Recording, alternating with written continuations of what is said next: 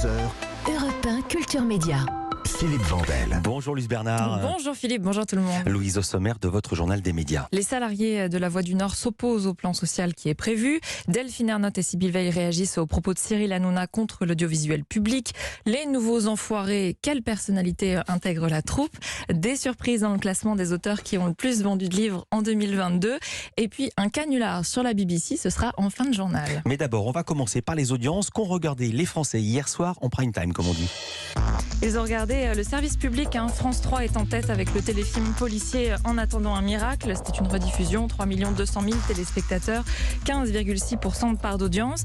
Deuxième, c'est France 2 au coude à coude, 3 130 000 téléspectateurs pour le documentaire, la première partie sur l'affaire d'Outreau. C'est un très bon score pour un documentaire en prime time, 15,5% de part d'audience. Et on recevra, c'est en deux parties, en deux soirées, on recevra ces autrices demain. On a justement fait exprès d'être entre les deux diffusions. Comme ça, vous avez l'audience. Voilà. Troisième, c'est M6 avec un petit score pour un prime de scène de ménage, 2 650 000 téléspectateurs, 13,6% de part d'audience. Ça permet quand même à M6 d'être devant au coude à coude. Soit 2017 sur TF1, la série américaine attire tout de même 2 730 000 téléspectateurs. C'est tout proche de scène de ménage, 13,6%. Ah mais c'est TF1 donc qui est troisième, pardon. Tout va bien, non, je suis toujours aussi douée en maths. 13,6% de part d'audience. Pardon, c'est au coude à coude. Europe 1, le journal des médias. À la Voix du Nord, il s'agit de presse, des suppressions de postes inquiètent les salariés. Oui, un plan social qui leur a été présenté lundi. Il propose la suppression de 105 postes, mais promet aussi 50 embauches, ce qui porte le nombre réel de postes menacés à 55. Les employés seniors sont en particulier visés. C'est justement l'un des points qui bloque auprès de la rédaction, tout comme la fusion de plusieurs éditions locales du journal, ce qui entraînerait, selon les syndicats, une purge de certaines antennes, notamment celle de Calais. Quelques exemples donc parmi plusieurs points qui ont conduit à une large majorité de la rédaction à voter une motion de défiance à l'égard du directeur de la rédaction, du rédacteur en chef et de l'actionnaire, le groupe Rossel. Delphine Ernotte et Sybille Veil réagissent aux propos de Cyril Hanouna contre l'audiovisuel public. Oui, la présidente de Radio France s'est exprimée hier dans un tweet laconique. Sybille Veil a partagé la vidéo où Cyril Hanouna appelle à la privatisation de Radio France et de France Télévisions après s'être insurgé contre les 4 milliards d'euros alloués à l'audiovisuel public par l'État.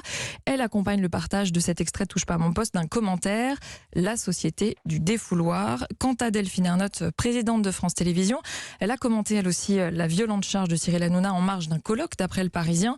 Elle s'est dite un peu surprise, citation, « Je connais bien Cyril, c'est un animateur professionnel, là je trouve qu'il a été trop loin, je ne comprends pas bien d'où ça sort » et elle a aussi rappelé au passage que l'animateur avait, je cite, quand même passé 10 ans sur le service public et il a encore aujourd'hui d'ailleurs un lien avec France Télévisions. Cyril Hanouna est l'un des actionnaires d'une boîte de production, Banijay, qui produit de nombreux contenus pour le groupe public. Hier soir, l'animateur est donc revenu sur sa charge contre l'audiovisuel public et a nuancé son avis, en tout cas sur France Télévisions. Mais France Télévisions, à la limite, je vous le dis, ils me dérangent pas. Voilà, ils font leur travail. Et puis, comme je l'ai dit hier, j'adore Delphine Ernotte. C'est la patronne de France Télévisions. Elle a des très bons résultats, elle est sympathique, elle juge personne. Ceux qui me dérangent, et vous le savez, c'est Radio France encore plus. Voilà, il a donc appelé à faire du tri parmi les 7 radios que compte le service public. On a reconnu la chanson des Enfoirés lancée par Coluche ici sur l'antenne d'Europe 1. Des concerts ont été enregistrés et donc, Louise, les nouvelles recrues dévoilées. Oui, alors ce concert, il sera retransmis comme chaque année sur TF1. Les téléspectateurs pourront donc voir de nouvelles personnalités qui ont rejoint la troupe. Parmi elles, des sportifs. Antoine Dupont, le capitaine du 15 de France. Le pilote de Formule 1 aussi, Esteban Ocon. Ocon. Et le danseur étoile Germain Louvet. Des chanteuses aussi, Sophia Essaidi, qu'on a plus vue comme comédienne dernièrement, mais qui est chanteuse à l'origine. Elle avait fait la Star Academy. Mentissa aussi, talent de The Voice, qui vient d'être nommée aux victoires de la musique dans la catégorie Révélation. Vous avez d'ailleurs probablement déjà entendu son tube. Et bam.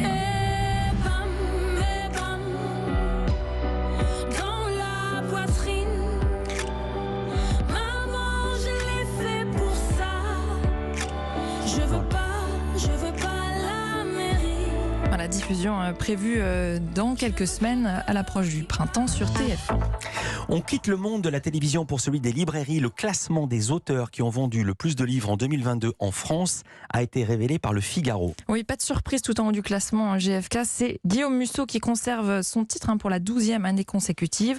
Près de 1 400 000 ouvrages vendus. Mais la suite du classement se retrouve en revanche bouleversée comparée aux années précédentes, à commencer par la 2e place occupée cette année par Joël Dicker, lui qui était pourtant absent du classement en 2021 et 5e en 2020. Lui qui est aussi passé en auto-édition, il n'a plus d'éditeur, c'est lui qui s'est dit tout seul, auto-édition donc. Autre surprise, la 3e place revient à la jeune romancière de 32 ans, Mélissa d'Acosta, avec plus de 800 000 ventes. Elle qui a sorti son premier livre en 2019, Tout le bleu du ciel, et puis son 4e donc en 2022. À noter qu'elle figurait quand même déjà, alors c'était pour la première fois dans le classement l'an dernier, et elle était 7e. Elle sera prochainement invitée dans Culture Média. Voilà pour le podium. Je vous cite quand même un autre fait marquant du reste de ce classement. Parmi ces 10 auteurs donc, qui ont le plus vendu de livres en 2022 en France, on trouve Annie Ernaux à la 7e place. C'est la première fois qu'un Nobel de littérature fait partie de ce classement des auteurs les plus achetés en France. Ça n'avait pas été le cas pour d'autres prix Nobel français, pour les autres prix Nobel français, Le Clésio et Modiano. Bon, il faut dire que les anciens livres d'Annie Ernaux se sont arrachés en librairie dès l'annonce de sa récompense, ce qui a poussé les maisons d'édition à procéder à nombreuses réimpressions. Et puis, Annie Ernaux a aussi publié un livre cette même année, en 2022, un livre inédit. Le jeune homme, c'est un court récit autobiographique. On part à l'étranger pour la fin de ce journal avec une histoire de canular. Ça s'est passé à la télévision britannique hier soir. Et pourtant sur la très sérieuse BBC, c'était avant une rencontre de football. Pendant des interviews d'avant-match, les consultants ont été gênés par des bruits sur le plateau qu'on entendait à l'antenne, des bruits qui semblaient venir d'un film pornographique. Personne ne comprenait d'où ça pouvait provenir. Difficile pour les présentateurs et commentateurs de se retenir de rire d'ailleurs. Finalement, un téléphone scotché sur un siège du plateau, sur le décor même, a été retrouvé. Une fois le match commencé, ils ont fouillé ce décor. La BBC a présenté ses excuses si des spectateurs ont pu être offensés, puis elle a annoncé qu'une enquête était en cours. Merci beaucoup Louise Bernard. À demain pour un nouveau journal des médias. À demain.